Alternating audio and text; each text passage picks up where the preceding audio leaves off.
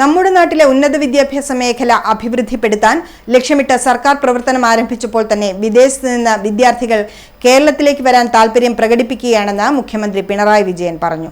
ധർമ്മടം നിയോജക മണ്ഡലത്തിലെ പിണറായി വില്ലേജിൽ 12.93 ഏക്കർ സ്ഥലത്ത് 285 കോടി രൂപ ചിലവിൽ സ്ഥാപിക്കുന്ന വിദ്യാഭ്യാസ സമുച്ചയമായ പിണറായി എഡ്യൂക്കേഷൻ ഹബിന്റെ ശിലാസ്ഥാപനം നിർവഹിച്ച് സംസാരിക്കുകയായിരുന്നു മുഖ്യമന്ത്രി. കേരളത്തിൽ നിന്നും വിദേശത്തേക്ക് പോകുന്ന കുട്ടികൾ ഇന്ത്യയിലെ ആകെ കണക്കിന്റെ കേവലം 4% മാത്രമാണെന്ന് മുഖ്യമന്ത്രി പറഞ്ഞു. ഈ വർഷം 2600ഓളം വിദേശ വിദ്യാർത്ഥികളുടെ അപേക്ഷ കേരളത്തിലെ സ്ഥാപനങ്ങളിൽ ലഭിച്ചിട്ടുണ്ട്. കുസാറ്റിൽ 1590 വിദേശ വിദ്യാർത്ഥികൾ നിലവിൽ പഠിക്കുന്നുമുണ്ട്. MG സർവകലാശാലയിൽ 855 വിദേശ വിദ്യാർത്ഥികളുടെ അപേക്ഷയും ലഭിച്ചിട്ടുണ്ട്.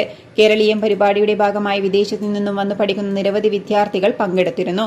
കേരളത്തിലെ ഉന്നത വിദ്യാഭ്യാസ മേഖലയുടെ ശാക്തീകരണം നടന്നാൽ ഈ സ്വച്ഛ സുന്ദരമായ സ്വൈര്യമായി ജീവിക്കാൻ കഴിയുന്ന നാട്ടിലേക്ക് വരാനും പഠിക്കാനും ആരും ആഗ്രഹിക്കുമെന്നും മുഖ്യമന്ത്രി പറഞ്ഞു. നമ്മുടെ വിദ്യാർത്ഥികൾ പുറത്തേക്ക് പോയി പഠിക്കുന്നത് വല്ലാത്ത അവസ്ഥയാണെന്ന് ചിത്രീകരിക്കാൻ നാട്ടിൽ ശ്രമവും നടക്കുന്നുണ്ട്. അതിൽ അങ്ങനെ ഉത്കണ്ഠപ്പെടേണ്ട സാഹചര്യമില്ലെന്നും മുഖ്യമന്ത്രി പറഞ്ഞു. നാടിന്റെ വികസനം നടക്കുന്നത് ബജറ്റ് മുഖേനയാണല്ലോ. നാടിന്റെ വിഭവശേഷി സംസ്ഥാനത്തിന്റെ കയ്യിലുള്ള പണം എത്രയാണോ ആ പണം ഉപയോഗിച്ചാണ് നമ്മൾ വികസന പ്രവർത്തനങ്ങൾ നടത്തുക. എല്ലാവർക്കും അറിയാം നമ്മുടെ വിഭവശേഷി കുറവാണ്, ഖജനാവിന് വലിയ ശേഷിയില്ല. അപ്പോൾ പതിറ്റാണ്ടുകൾ കാത്തിരുന്നാലും നടക്കാൻ ഇടയില്ലാത്ത പദ്ധതികൾ. അപ്പോൾ നാടിൻ്റെ വികസനത്തിനെല്ലാം ഒഴിച്ചുകൂടാത്തതാണ്. അതിന് പണം കണ്ടെത്താൻ എന്താണ് വഴി?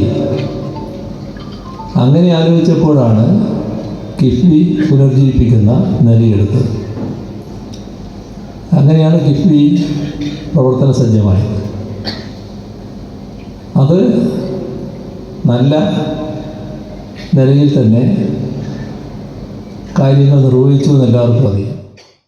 ഇന്ത്യയിൽ നിന്നും വിദ്യാർത്ഥികൾ പുറത്തു പോകുന്നതിന്റെ 67% പഞ്ചാബ്, ഡൽഹി, മഹാരാഷ്ട്ര, ഗുജറാത്ത്, തമിഴ്നാട്, കർണാടക തുടങ്ങിയ 8 സംസ്ഥാനങ്ങളിൽ നിന്നാണെന്നും മുഖ്യമന്ത്രി വ്യക്തമാക്കി. ജില്ലാ പഞ്ചായത്ത് പ്രസിഡന്റ് PP ദിവ്യ, ഉന്നത വിദ്യാഭ്യാസ വകുപ്പ് പ്രിൻസിപ്പൽ സെക്രട്ടറി ഇഷിത റോയ്, ജില്ലാ collector Arun K Vijayan, IHRD CEO doctor VA Arunkumar, technical education director doctor PR Shalij, വ്യവസായ പരിശീലന വകുപ്പ് ജോയിന്റ് ഡയറക്ടർ P വാസുദേവൻ എന്നിവർ സംസാരിച്ചു. KSITI LMD doctor Santosh Babu report അവതരിപ്പിച്ചു. മുഖ്യമന്ത്രിയുടെ മണ്ഡലം പ്രതിനിധി P Balan, Thalassery block panchayat president CP Anitha, Edakkad block panchayat president PK Prameela, ഗ്രാമപഞ്ചായത്ത് പ്രസിഡന്റുമാരായ KK Rajeevan, NK Ravi, K Damodaran, AV Sheeba, K Geetha, PV Premavalli, T Sajitha, ജില്ലാ പഞ്ചായത്ത് അംഗം കോങ്കി രവീന്ദ്രൻ, ഗ്രാമപഞ്ചായത്ത് അംഗം A ദീപ്തി, വിവിധ രാഷ്ട്രീയ പാർട്ടി നേതാക്കളായ K ശശിധരൻ, CN ചന്ദ്രൻ, VA Narayanan, VK Girijan, T Bhaskaran, NP Thahir, RK Giridharan, VC Vamanan, PM Jayachandran, Abdul Sattar KK തുടങ്ങിയവർ സംബന്ധിച്ചു.